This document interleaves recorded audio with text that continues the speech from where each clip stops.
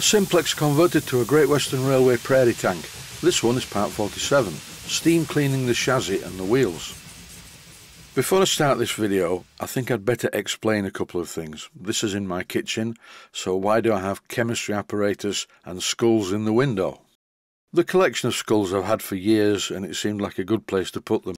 In my recording studio, I used to record a lot of extreme heavy metal bands, and it was just part of the genre.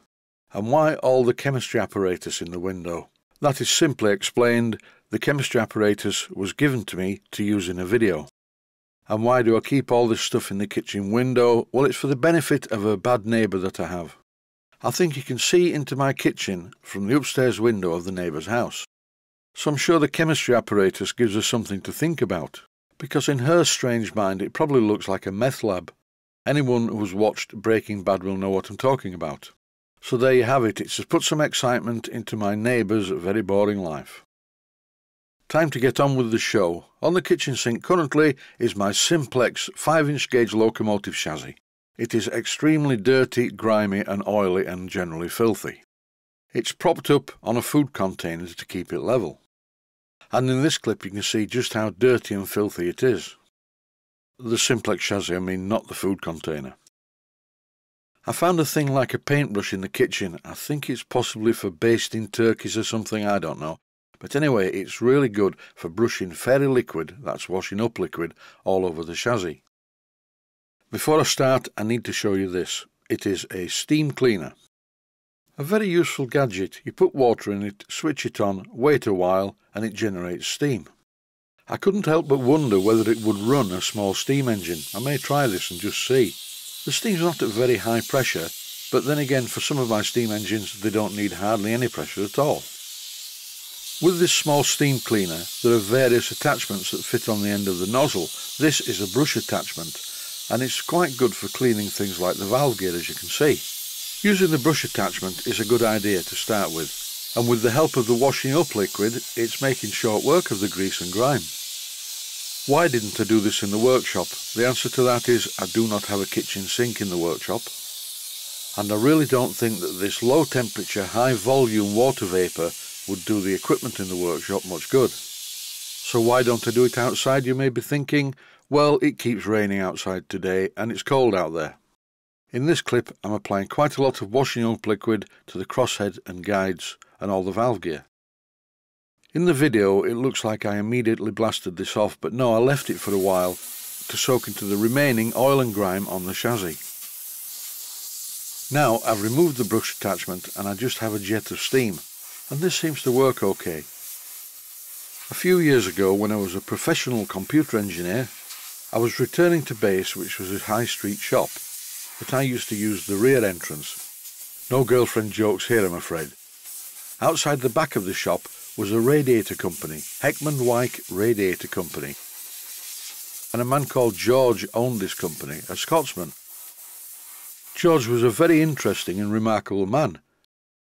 He told me that at one time in his life he was working on the top of a cooling tower at a power station. And as he was telling me this story, I do remember it being on the news. The cooling tower collapsed, killing everyone working on it except for George. George was lucky he broke just about every bone in his body and spent a long time in hospital. And eventually he more or less got right and started his own business with the radiator company and just got on with it. There's nothing like having a positive outlook in life. Anyway, why I'm telling you this is George gave me a proper steam cleaner. This was in 1999, and at that time I was building a Land Rover, a ground-up rebuild with a galvanised chassis, in my garden. So this proper steam cleaner, which was like a pressure washer that used steam as well, made short work of all the grease and grime, but unfortunately it eventually broke. This steam cleaner is of the domestic variety, and as such it's quite feeble. The other one was really powerful, but this one doesn't blast the dirt away. You rely on the temperature of steam to dissolve it, and the pressure of the steam just blows it off. And unlike the other larger steam cleaner which connected to a hose pipe, this one has to be filled periodically. So I had to wait until it had cooled, I removed the cap and refilled it, and I used hot water from the tap. This is always a good idea when you're refilling a boiler, no matter what kind of boiler it is, when it's hot to start with. When I filled this from cold, I used cold water, but now by using hot water, in no time at all it was ready to use, with plenty of steam available at the nozzle. I also have steam outside the window currently because I live in the country and my central heating unit for the house is kerosene powered and it makes quite a lot of steam, so on a winter's day it's a good look. I've turned the chassis the other way round now and I'm repeating the first process. Really, it's identical, starting off by covering it in washing up liquid and using the brush attachment. That removes the initial coating of oil and filth. Miniature steam locomotives, just like the full-size counterpart, are very dirty things, especially if they're fired using coal, which this one is. Back in the day when we had full-size steam locomotives running on our railway network, towards the end of steam they weren't very well maintained or cleaned. Generally speaking, the rods would be clean and the wheels would be clean, but the chassis were just left very, very dirty. My 7¼ inch gauge titch locomotive that I used to run round my garden was no exception.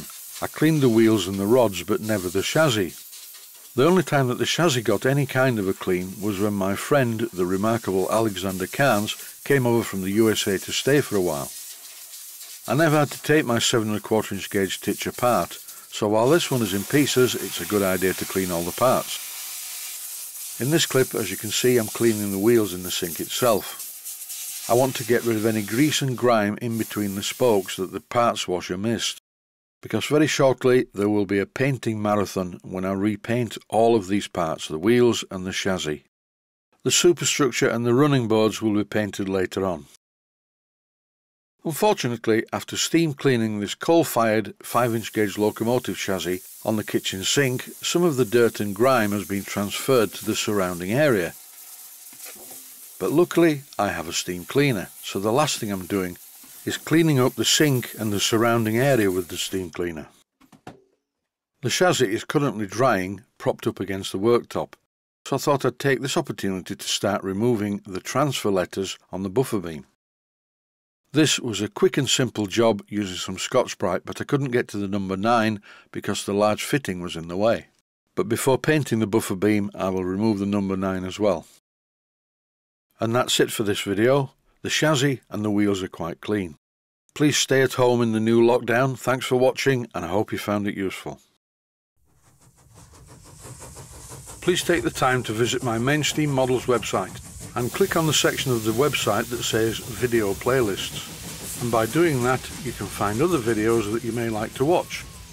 And by using the playlists you can actually watch the videos back to back.